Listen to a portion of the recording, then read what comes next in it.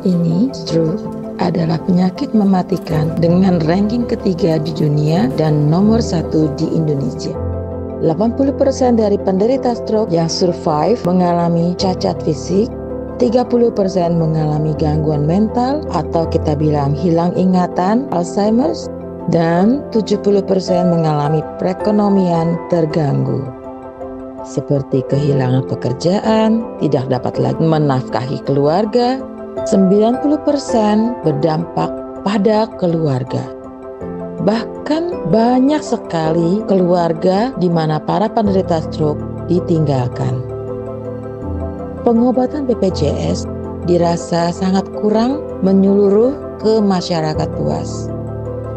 Masih banyak masyarakat di pelosok-pelosok, kampung, bahkan saya temui di beberapa penderita stroke dibuang oleh keluarganya di pinggir jalan.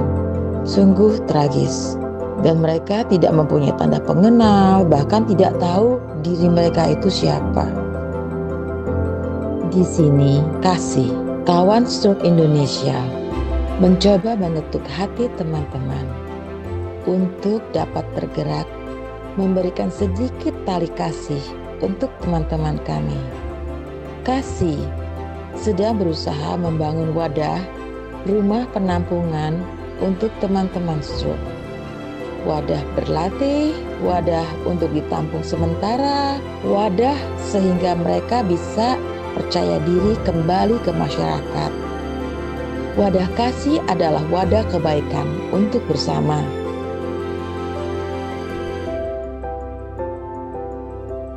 Beribu pahala di surga untuk Anda yang sudah menyisihkan dengan memberikan tali kasih kepada kami.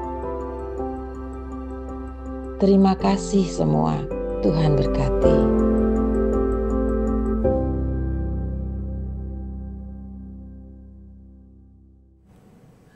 Selamat siang Sobat Viral. Ketemu lagi bersama Richard Ricardo di Jurnal Viral kali ini. Dan tentunya bintang tamu kita hari ini di studio Jurnal Viral sudah hadir. Ada Ibu Maria Rosa Sinta, yaitu founder dari Kasih, Kawan Stroke Indonesia. Ibu Maria, apa kabar? Ibu Rosa Maria Sinta. Aku panggilnya Ibu Rosa aja. Ku menunggu kau putus dengan kekasihmu. Bukan ya, itu Rosa Diva ya Bu ya. Iya. Kalau ini adalah Kalau ini adalah Ibu Rosa dari Kasih, Kawan Stroke Indonesia ya. Bu, ini namanya unik sekali, Kasih ya. Kurang H ya, Kasih. Tapi Kasih. Nah Ibu, apa tujuan dibentuknya Kasih ini Bu? Kawan Stroke Indonesia. Boleh dijelaskan Bu? Halo semua, wah saya merasa senang banget ya di sini ya. Kita sebetulnya waktu mau mendirikan Kasih itu kita mempunyai kayak belenggu ya istilahnya.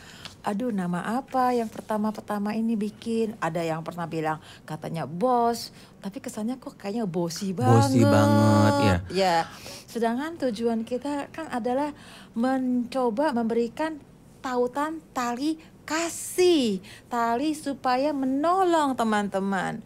Terus entah bagaimana kita pikir ke sini, kita pikir ke sana, lama sekali untuk mencari namanya. Tiba-tiba kita pikirkan itu kan kita kawan stroke Indonesia. It's a Kasih gitu loh.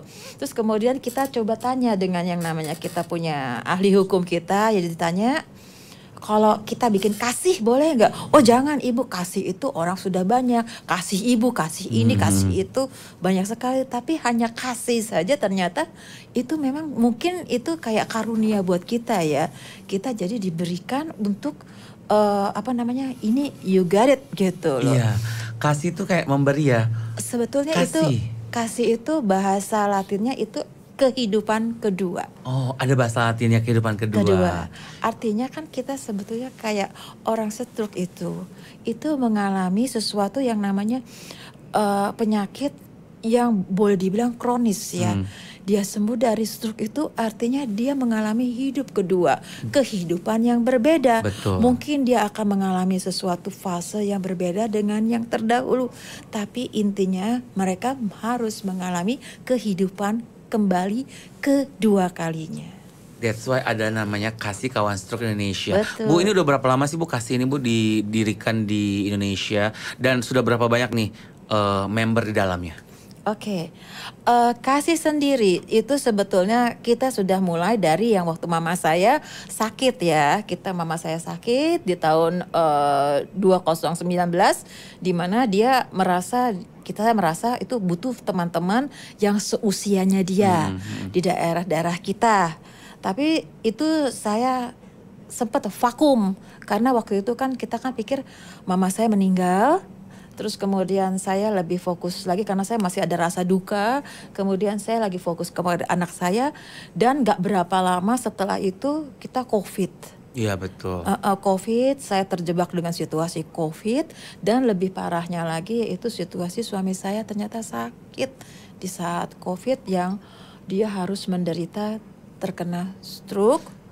Dan saya terhenti di situ karena terus terang merasakan pukulan yang sangat hebat buat saya. Berarti triggernya Ibu Rosa membuat Kasih ini karena dari keluarga sendiri ya Bu ya, dari mama almarhumah, dari suami tercinta, akhirnya tergeraklah hatinya. Kayaknya saya bisa nih untuk menolong orang banyak. Betul. Gitu ya Bu.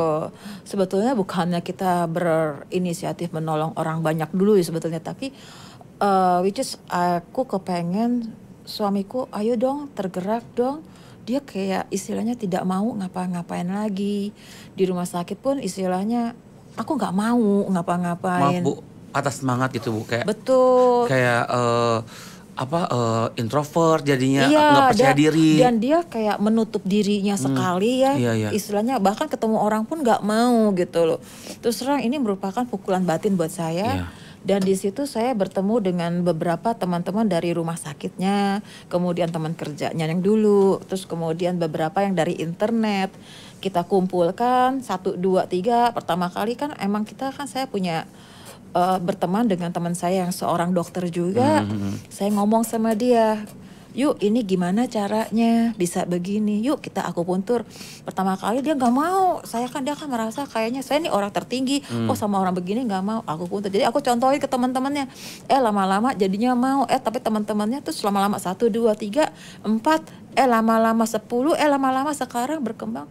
Ada kali ya 300-an. Dikasih? Iya. Wow, luar biasa ya, alhamdulillah. Jadi Bu, semakin banyak yang akhirnya yang tadi Ibu bilang bisa bangkit lagi, betul, punya kehidupan kedua, semangat lagi, betul, dan ingin bersosialisasi lagi. Betul. Karena nampaknya kalau memang yang tadi saya dengar cerita Ibu sebelum kita on air, banyak orang-orang yang sudah terkena stroke itu malah jadi kayak itu ya Bu, kayak bukan malu Bu, menutup diri gitu. Menutup diri. Iya. Bahkan ini perkumpulan kita ini ya, mereka merasa this is my family. Iya. Jadi mereka kalau disuruh ngobrol sama orang luar tuh dia gak mau. Betul. Mereka merasa temanku ini adalah ya my family. Jadi merasa kayak istilahnya yang mengerti aku ya family baruku ini. Betul, gitu loh. Berarti Bu Kasih ini base-nya di Jakarta? Ya, untuk saat ini saya lebih fokus untuk di Jakarta dulu. Karena kan saya istilahnya saya nggak mau kakinya itu udah dipecah kemana-mana. Walau sebetulnya kita sudah mempunyai cabang-cabang di beberapa kota di luar kota. Oke, nah untuk di Jakarta sendiri kan bertemu dengan beraneka ragam karakter manusia yang tentunya sudah memasuki ataupun mengalami fase-fase kehidupan, terutama penyakit stroke ini ya Bu ya. Betul. Nah itu cara menanggulanginya atau cara menghadapinya kan susah ya Bu ya. Betul. Moodnya gitu kan. Swing moodnya dan lain-lainnya. Iya. Nah Ibu berarti ada teman-teman yang membantu juga dong di sini ya Bu ya? Oh sangat. Jadi saya ini istilahnya kan kita kan bingung.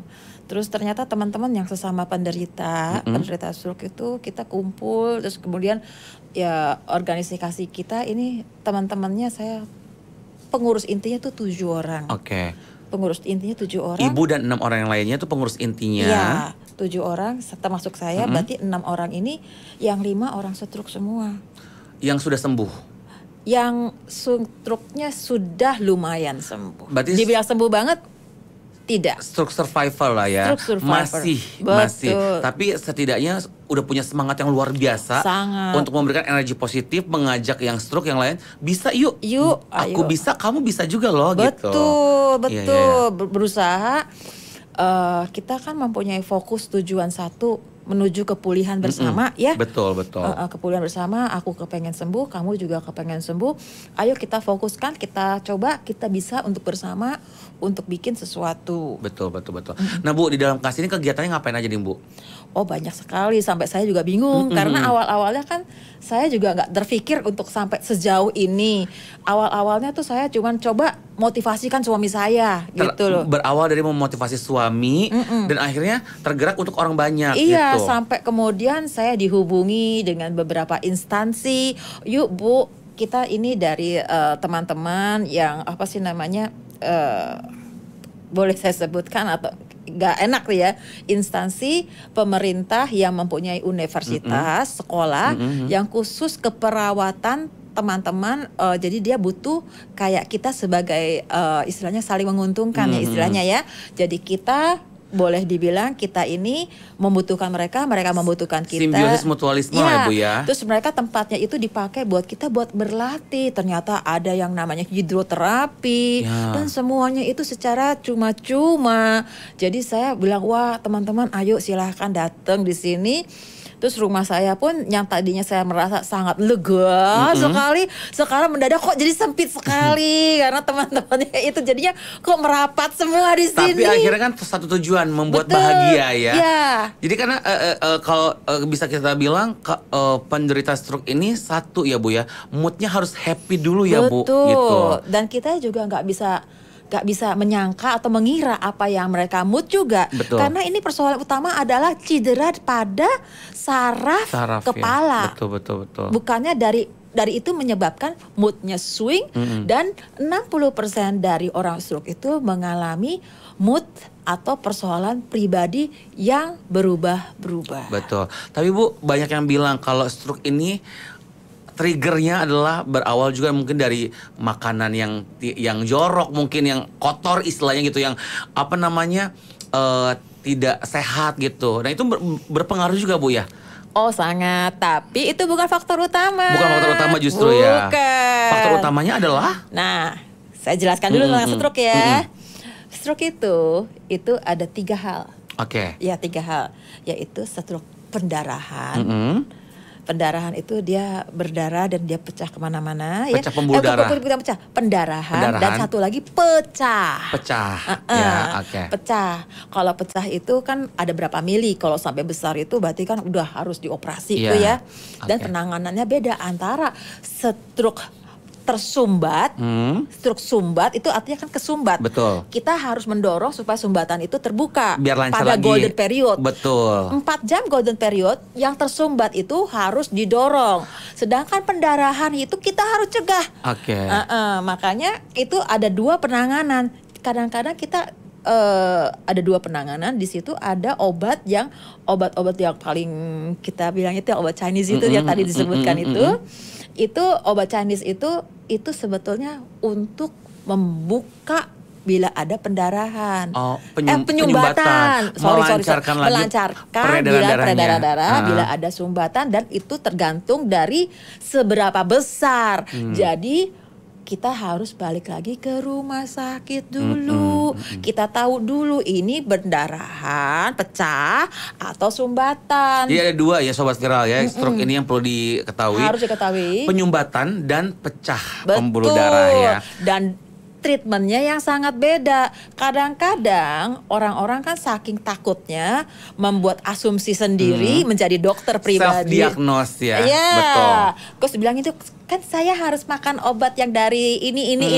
Dia kasih obatnya katanya obat dewa atau bagaimana, dia makanlah. Padahal kenyataannya ternyata dia itu adalah pecah.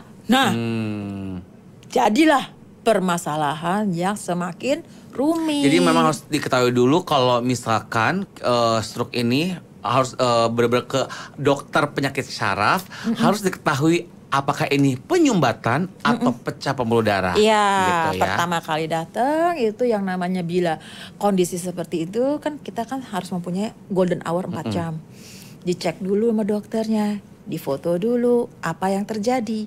Nah, selain 2 ini ada lagi nih sebetulnya satu lagi ini. Satu faktor yang ketiga ini, Iya, yaitu keturunan atau kelainan pembuluh darah. nah itu gimana tuh Bu? Itu genetik kah? Apa Genetik gimana? itu jadi ini yang namanya kelainan. Jadi kalau kelainan kita mohon maaf banget kita nggak bisa ngomong apa lagi ya. Nah itu penyembuhannya gimana Bu? Kalau tadi kan penyumbatan dan pecah kan ada penanggulangannya. Betul. Kalau genetik ini yang keturunan ini gimana nih? Nah genetik itu berarti kita bisa lihat kalau misalnya dari awal kan kayaknya yang kayak kemarin tuh anak 3 tahun tuh ya kena ya. Itu kan kelainan. Nah itu kita harus pelajari dulu kelainannya itu terbawa dari mana. Jadi aneurisme.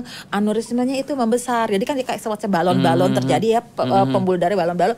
Berarti dia harus dokter itu harus cepat-cepat untuk yang namanya entah dia mencoba mencegah supaya balon itu pecah, bawaan. Nah, itu salah satunya adalah saya. Oh, Ibu juga? Iya, gitu. Jadi Ibu sekarang kalau saya itu kan karena saya ada kecelakaan waktu kecil yang mengakibatkan saya menjadi aneurisme. jadi Ibu juga Sekarang harus minum pengencer terus-terusan supaya mencegah saya bila saya kelelahan supaya saya protek untuk terjadi pemecahan. Oke. Jadi Ibu Rosa pun termasuk stroke survivor juga ya Bu ya? Boleh dibilang. Boleh dibilang. Tapi Ibu happy terus. Dan Ibu juga memberikan energi positif ke semua orang. Amin. Dan tentunya juga yang tadi disampaikan syukur-syukur bisa membantu ya Bu ya. Iya, gitu. sangat. Sangat. Iya, saya di sini saya seperti diberi pelajaran yang sangat besar sekali. Anugerah ya Bu ya. Anugerah yang besar. Sebetulnya awalnya saya merasa ini musibah. Tapi lama-lama teriring dengan waktu ya, seiring dengan waktu lama-lama kok ada teman-teman begini, oh ternyata tuh ada yang jauh di bawah kita, ada yang jauh lebih membutuhkan kita. Terus akhirnya saya mempunyai tergerak hati saya untuk melihat lebih jauh lagi, oh begini ya. Betul. Jadi kalau yang tadi yang Ibu bilang turunan itu berarti dari antara kedua orang tuanya Bu ya, bisa ibunya, bisa bapaknya, atau bisa terjadi itu sendiri. Soalnya kita kan kayak nggak tahu apa yang terjadi ya. Seperti kemarin kasus di Medan anak 3 tahun itu terkena stroke. Ternyata dari dia dikandung pun sudah terjadi stroke itu. Nah itu. Cara pencegahannya sendiri gimana sih Bu? Pencegahan sendiri dari stroke itu yang paling penting adalah satu, kita belajar untuk hidup sehat. Itu udah pasti. Hidup sehat ya. Hidup sehat. Apa hidup sehat itu? Makan, terjaga. Ya makan kita harus terjaga, kita harus ngerti nih, kita ini makannya itu makan pagi, siang, sore, malamnya itu harus tertakar. Nah Bu, kalau ngomongin makanan nih Bu, ini ada yang selalu dikambing hitamkan yang berbau asin-asin. Ikan asin lah, telur asin lah, apalah yang berbau-bau asin tuh kayaknya menjadi suatu ketakutan tersendiri untuk kayaknya nih gue takut kena stroke nih gara-gara makan kebanyakan asin gitu. Itu benar gak sih Bu yang si asin ini tuh menyeramkan? Si asin, aduh kasihan ya Sin, kasihan ya kamu ya Sin ya. Kasihan banget gitu ya Bu. Tapi banyak faktanya selalu didiagnosanya ini karena makanannya asin gitu Bu. Gak cuma asin, ada satu lagi yang kena juga. Apa? Si kambing. Iya si kambing ya, bener. Karena saking tinggi kolesterolnya gitu ya Bu ya. Nah itu gimana Bu? Emang makanan-makanan itu berpengaruh juga ya? Sebetulnya memang makanan itu berpengaruh, tapi itu adalah sepersekian. Yang paling penting adalah pola. Bagaimana pola kita? Kalau kita makan ikan asin dari pagi, siang, sore, malam selama 1 bulan ya ala-wala pasti kita kena lah ya. Pasti ya Bu ya, benar-benar. Tapi kalau makan ikan asinnya itu 1 bulan tuh cuma 1 kali dan itu 1 potong kecil begitu, ya bukan karena ikan asin lagi. Ya, jadi memang tergantung kita mengatur polanya aja ya Bu ya. Iya betul. Bu tapi kalau dikasih ini ya kawan seluruh Indonesia ini kan banyak kebahagiaan. Tapi ada nggak sih Bu momen-momen haru gitu Bu? Iya, momen-momen haru itu sih sangat banyak sekali ya, dimana saya, contohnya ya, saya kan waktu suami saya didiagnosa stroke, itu kan saya kan merasa terpukul luar biasa, terpukul, sangat terpukul. Bu maaf aku potong, Bu, stroke ini kan ada yang dibilang ringan, ada istilahnya ringan, ada yang berat, itu gimana nih Bu? Itu tergantung dari bagaimana lesi, maksudnya terjadinya dia seberapa banyak yang terjadi, entah dari pendarahannya di otaknya dia berapa banyak, atau berapa banyak yang tersumbat di kepalanya dia. Oke. Yang kalau tersumbat itu terus terang jaringan di kepala itu akan mati. Seberapa besar jaringan di otak itu terjadi, entah di mana ada jaringan-jaringan fatal kan, ada vital yang misalnya di depan, kalau di depan itu terkena wicaranya dia, ingatannya dia. Nah itu juga bagaimana kita menolong orang tersebut gitu. Nah kalau kadang-kadang kan kita akan merasa itu yang terjadi di masyarakat Indonesia ya, kita merasa kita ini manusia yang kuat. Saya sendiri kuat. Pusing bodrek, pusing bodrek, dihajar lagi Ya, painkiller lah ya Bu ya. Painkiller, sorry saya membawa produk orang lain gitu ya. Saya makan painkillers. Kemudian tapi mereka nanti ke dokter ya, entar. Saya ke dokter, entar. Itu pistolnya keluar, tar, sok gitu. Nggak mau gitu. Takut, padahal itu penting ya Bu. Padahal itu sangat penting. Kita nggak tahu. Setelah kita minum, setelah 1 minggu, 2 minggu, 3 minggu, akhirnya kena lah. Kita nggak pernah tahu. Itu kan pelan yang darah tinggi itu naik, ya kan? Dari darah tinggi itu kita naik, kemudian kemana? Yang namanya kemudian ke gula lah. Itu gula itu salah satu boleh dibilang mothers of sickness, ya. Gula itu salah satu ibu dari segala penyakit, ya. Gula, kemudian ada lagi yang namanya darah tinggi, ya kan. Nah, kalau memang kita sudah mempunyai trigger awal, ya kita harus sadar, oh saya ini, mama papa saya mungkin dulu adalah mempunyai garis gen untuk yang darah tinggi, tapi saya juga mempunyai pola hidup yang bagaimana gitu. Dan kebanyakan orang tak menyadari itu ya Bu. Sangat. Baik lagi tadi ke yang kisah harunya ibu karena tertrigger dari suami. Nah itu juga salah satu yang membuat akhirnya tergerak melihat suami kondisinya.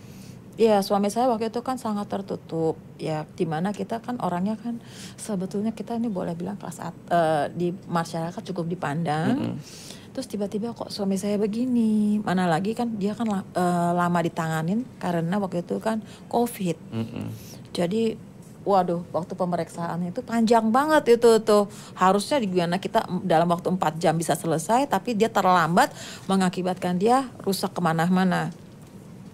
Nah itu terus terang suami saya merasa dia menutup diri, terus kemudian di situ juga dia mengundurkan diri, membuat pensiun dini dari kantornya. Terus terang kita anak 2, saya juga merasakan pukulan yang sangat luar biasa di situ. Betul. Nah terus selain dari suami Bu, situasi haru yang ada di kegiatan kasih itu ya pasti banyak ya Bu ya. Sangat luar biasa. Nah caranya untuk kayak menghadapi mereka yang down, yang patah semangat dari kasih sendiri, ada gebrakan apa nih Bu untuk membuat kayak mereka tuh ayo bangkit ayo nih semangat lagi. Nah sekarang kan mau 17-an ya. Nah kita mau 17-an. Terus terang ini salah satu misi saya, yaitu misi untuk mengangkat tali kasih untuk teman-teman, di mana teman-teman ini tidak hanya meminta, ya saya mencoba menanamkan diri untuk tolong dong nih duit. Itu saya rasa itu sesuatu yang kasihan. Tapi saya bikin program, di mana program itu adalah program 17-an tetapi edukasi. Ya, di mana yang namanya kan kasih meriah HUT RI ke-80 terdiri dari 3 bagian. Yang satu yaitu kita memberikan kasih real, yaitu kasih real itu di mana dia bisa bernyanyi, ayo salurkan bakat kamu untuk bernyanyi. Kasih cerita, dia bercerita sesuka hati. Kemudian yang paling mengharukan adalah kasih indah warungku, di mana saya merasa waktu saya berkunjung ke salah satu teman saya itu, ya Tuhan, ternyata dia tinggal itu di tempat dia bilang kotanya warung, ternyata warungnya dia itu di sebelahan dengan sampah-sampah yang galon-galon dan lain sebagainya, dan saya harus melewati di situ. Ternyata dia tidur di situ. Saya tidak punya keluarga lagi, Bu.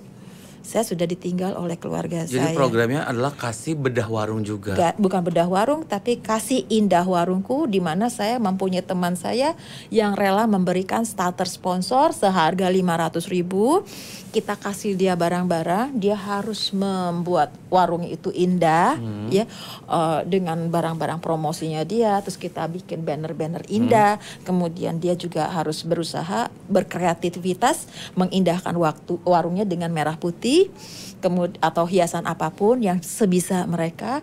Dan setelah itu kan prosesnya tanggal 17 Juli sampai dengan 15 Agustus. Selama sebulan. Tanggal 16 Agustus itu kita akan panitia rembukan. Tanggal 17 Agustus kita akan umumkan, di mana itu hadiahnya terus terang kita bersedia memberikan uang dari donatur, dan selain uang juga kita memberikan beberapa barang yang mereka bisa melengkapi toko itu dan diharapkan membuat kelangsungan hidup toko itu. Jadi dia yang tadinya tidak bisa membayar anak sekolah, bisa membayar uang anak sekolah. Dan juga selain ini saya berharap, saya sudah mempunyai program selebihnya, yaitu 3 bulan ke depan setelah tanggal 17 Agustus, yaitu ke bulan Oktober di Hari Stroke Dunia itu, di mana mereka akan dikompetisikan lagi untuk menuju ke Oktober. Jadi mereka tidak akan merasa, oh saya hanya sampai di sini saja, tapi mereka harus diusahakan bisa berjualan kembali lagi, dan kemudian mudah-mudahan di bulan Oktober kita kembali lagi memberikan hadiah lagi. Jadi banyak penyemangatnya, Bu, ya. Betul. Jadi tentunya ini programnya berkelanjutan, continuity. Dan membuat semangat karena ada hadiahnya juga, tapi juga untuk kelangsungan hidupnya juga ada gitu ya, Bu, ya. Nah, kita ada foto-fotonya nih, Bu, kita lihat, Bu Rosa, ya. Foto-fotonya untuk program kasih yang dimana nanti akan dimulai dari bulan Juli, 15 Juli ya. 17 Juli. 17 Juli ya, berarti dalam waktu dekat ini. Nah, ini Bapak ini juga dia tadinya awalnya dia merasa putus asa, warungnya kosong, dia terlilit utang. Daerah mana nih, Bu? Ini Tebet. Oh, Tebet. Deket ya, Bu. Tebet kan maksudnya daerah kota ya, Bu? Iya, dia tinggal di pinggir rel kereta api. Bapak ini tunadaksa. Ya, tangan kirinya kan terlihat dia. Iya. Tangan kirinya sudah sudah tidak bisa bergerak lagi. Terus dia ditinggal sendirian sama istrinya. Dan Bapak ini stroke juga? Ya, dia stroke, tangannya sudah begitu. Selain stroke, dia mengalami tidak bisa pendengaran. Jadi dia merasa. Jadi dia kan stroke ini berhubungan dengan saraf ya, Bu. Dan itu bisa terjadi kemana aja, saraf mata, saraf telinga, semuanya, Bu, ya. Termasuk Bapak ini. Iya, dan dia sangat merasa dia sudah ditinggal istri sama anaknya dan tinggalnya di dalam toko situ, di warung situ. Dia tidak merasa itu harus hidup lagi di situ. Dan ini Ibu berikan donasi untuk memperindah warungnya. Awalnya saya kasih dia untuk melengkapi toko, kemudian sekarang yang kedua adalah saya memberikan donasi untuk memperindah warungnya, termasuk nanti banner-bannernya itu akan kita ganti tuh. Dan nanti Bapak ini juga berjuang lagi untuk yang program untuk Hari Stroke Dunia di bulan Oktober ya. Jadi kita harap dia harus berusaha. Jangan merasa disabilitas itu saya tidak bisa apapun juga. Jangan merasa nggak berdaya, tapi tetap masih bisa berusaha dan masih bisa ada value juga ya, Bu, ya. Ada lagi nih, Bu, foto selanjutnya, Bu, kita lihat ya, Bu, ya. Nih dari kasih, program kasih. Nah, ini apa nih, Bu? Nah, ini kalau ini ibu ini suaminya yang sakit stroke. Jadi ini warung memang sedikit agak mau roboh di pinggir jalan ya, tapi mereka itu semangat. Jadi saya kasih produk yang saya tadi bilang seharga 500.000. Ini belum dihias nih. Jadi ini saya kasih barangnya, kemudian saya kasih hangernya. Mereka harus menghias toko itu seperti meriah seperti 17-an. Kemudian nanti mereka banner-bannernya itu juga agak-agak lusuh ya, itu sudah robek-robek. Daerah mana nih, Bu? Kalau yang ini adanya di Cipulir. Terus? Nah, nanti ini terus juga akan berlanjut juga untuk program ke Hari Stroke Dunia itu. Ini mereka akan berlanjut ke Hari Stroke Dunia.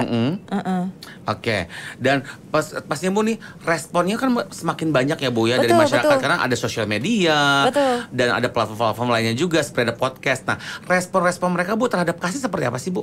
Oh, sangat positif. Ada ya, sebetulnya sih bukannya sangat positif, tapi saya juga ada respon yang merasa frustasi atau negatif ke saya. Yaitu kita kan sudah tahu orang-orang tidak semua orang merasa sangat senang dengan saya, itu sudah wajar.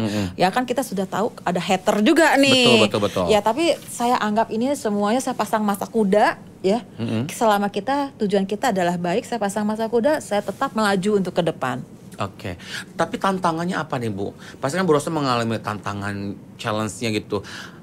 Tujuannya membentuk kasih, pasti ingin membantu, memberikan cinta kasih, membuat orang bahagia. Tapi pasti kan ada kesulitan juga nih Bu di lapangan. Nah itu apa Bu tantangan yang sangat menonjol? Tantangan yang sangat menonjol di mana orang stroke-nya sendiri itu merasa saya sudah tidak berguna, saya nggak bisa apa-apa, Oh, jadi saya nggak mau apapun juga. Itu poinnya Bu, banyak orang stroke yang merasa dia sudah tak berdaya gitu. Betul. Padahal masih bisa dan masih banyak kesempatan ya Bu ya. Sangat. Sebetulnya itu kesembuhan itu kuncinya cuma satu. Hati yang gembira adalah obat. Itu adalah bukunya Kak Sophie Navita, itu bagus banget, tuh harus beli juga nih. Bukannya aku promosi, aku udah baca juga. Hati yang gembira adalah obat, itu harus bagus tuh bukunya. Bener. Sakit apapun di sini, sakit apapun di sini itu terhibur dan kesembuhan itu akan terjadi bila kita memiliki hati yang gembira. Oke, Bu ada syarat nggak sih Bu kalau untuk bergabung menjadi anggota Kasih? Sebenarnya kan aku ada teman-teman juga nih, mungkin teman-teman yang lain gitu kan, yang seprofesi aku, yang pernah mengalami sakit stroke, ataupun mungkin yang lagi nonton nih, aku mengalami hal yang sama nih, pengen dong aku bergabung di Kasih ini. Seperti apa sih Bu? Ada nggak syarat-syaratnya? Aku punya Facebooknya namanya Kawan Stroke Indonesia. Tolong ya join ya di Facebook. Hanya dengan join aja. Join Facebook, kemudian nanti di situ setelah join di situ juga ada yang admin di situ. Bisa dibilang saya mau join dong dengan Facebook grupnya Kasih. Silahkan, kita punya admin yang bisa ngebantu di situ. Tapi saat ini kita lagi mau 17-an. Jadi fokusnya di situ dulu ya. Kegiatan 17 Agustus bersama Kasih, baik hal seru yang tadi Ibu bilang, ada yang renovasi warung, memperindah warung, dan juga tentunya ada yang untuk menyalurkan bakat juga. Nih, hadiahnya jutaan loh. Nah itu Bu, hadiahnya coba dibocorin Bu, coba di-spill. Hadiahnya apa aja sih Bu nanti untuk 17-an ini? Kan ini berarti terbuka buat umum Bu. Boleh, tapi syaratnya cuma satu. Apa? Join Facebook Kasih. Join Facebook Kasih pokoknya. Syaratnya itu nanti 17 Agustus bersama Kasih. Syaratnya pertama join Facebook Kasih. Kedua bikin reel yang sebagus mungkin. Bikin reels. Yang ketiga kamunya tuh stroke. Tapi kan stroke-nya harus yang meskipun stroke tapi harus happy ya Bu ya. Iya. Jangan merasa stroke itu kayak aduh aku minder, aduh aku udah nggak berdaya. Nggak boleh. Kita sama, masih memiliki hak yang sama, masih memiliki kesempatan yang sama, bahkan juga dari Kasih memberikan banyak hadiah, banyak peluang. Betul. Dan banyak cinta kasih ya Bu ya. Iya, kita mau memotivasi, jangan terbiasa dengan ibu sayang tolong minta Bu kasih Bu. Saya rasanya saya agak miris dengan orang-orang seperti itu. Saya selalu berbicara dengan teman-teman, ingat di mana-mana yang namanya kuda berpacu itu selalu menghadap ke depan. Kuda berpacu tidak pernah menengok kiri, menengok ke kanan, atau kuda itu tidak pernah, ada nggak kuda yang ngomel-ngomel. Jadi tetap harus berusaha ya Bu ya. Tetap Berusaha harus bekerja berusaha. keras, tetap bisa kerja kok, iya kan? Betul. Gitu. Yang nggak punya warung, kita bisa main di Reels, ya kan? Kalau enggak, yang di di Jakarta Selatan, kita ke Bona Indah. Nah, ada apa di situ, Bu? Main game di situ. Main game. Gamenya lucu-lucu Lucu-lucu, loh. iya. Khusus buat disabilitas, kita ada yang namanya game yang lucu-lucu. Aku juga mau ngucapin, bukan mau ngucapin ya, mau memberikan selamat dan salut juga kepada teman aku satu profesi, ada namanya Kak Oni, bisa sembuh dari stroke dan sampai saat ini masih bekerja dan kembali menjadi seorang MC profesional. Itu keren banget. Oh iya. Itu semangatnya luar biasa. Mana ya orangnya ya? Aku nanti mau ketemu nanti ya. kita ketemu ya di Kasih ya, di Kawan Stroke Indonesia. Iya. Nah Bu, terakhir Bu, sebelum kita closing nih, karena waktu nggak berasa, durasi setengah jam buat Kasih udah 40 menit aja nih, ya kan? Aduh, kok Kalau bisa kita bikin begitu? sejam ya Bu ya. Nanti kita ngobrol lagi ya Bu. dong di podcastnya kasih ya Bu ya. Ada boleh, podcastnya Bu kasih? Ada nanti dibikin. Di Instagram juga sosial medianya juga banyak ya kegiatannya. Nah Bu, terakhir harapannya ke depannya untuk kasih dan juga untuk teman-teman stroke survivor seperti apa Bu dari seorang Ibu Rosa? Teman-teman, kita tahu stroke itu bukan sesuatu penyakit yang mudah gitu ya. Di balik seorang teman yang sudah mengalami sakit stroke itu, saya percaya kalian itu adalah orang yang besar.